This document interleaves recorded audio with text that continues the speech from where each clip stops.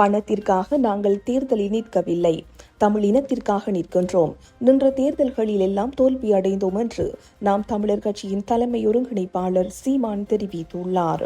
2026 சட்டமன்ற தேர்தலை முன்னிட்டு நாம் தமிழர் கட்சியின் மாற்றத்தை விரும்பும் மக்களின் மாநாடு திருச்சி அருகே ஆலம்பட்டி புதூரில் இடம்பெற்றிருந்தது.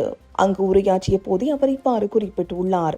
தொடர்ந்தும் உரையாற்றிய அவர், 5வது முறையாக ஒரு அரசியல் கட்சி எந்த சமரசமும் செய்யாமல், சீட்டுக்கும் நோட்டுக்கும் பேரம் பேசாமல் தனித்து நின்று தேர்தல் களத்திலே நிற்கிறது என்றால் அது இந்திய துணை கண்டத்திலே நாம் தமிழர் கட்சி மட்டும்தான்.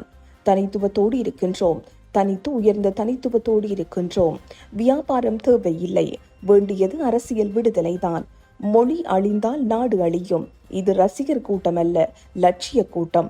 திரை கவர்ச்சியா, இன எழுச்சியா, பணத்துக்காக நாங்கள் தேர்தலில் நிற்கவில்லை, தமிழ் இனத்திற்காக நிற்கின்றோம். நின்ற தேர்தல்களில் எல்லாம் தோல்வியடைந்தோம்.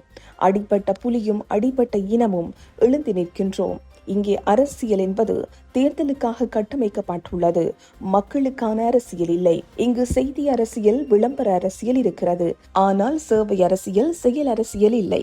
5000 வாங்குகின்ற என் அம்மாக்கள் கைகளில் 2 லட்சம் ரூபாய் கடன் இருக்கிறது என்பதை அறிவு சமூகம் அறிய வேண்டும். இதை சிந்திக்க தொடங்கிவிட்டால் மாற்றத்திற்கான அரசியல் தொடங்கிவிட்டது என்றும் குறிப்பிட்டுள்ளார்.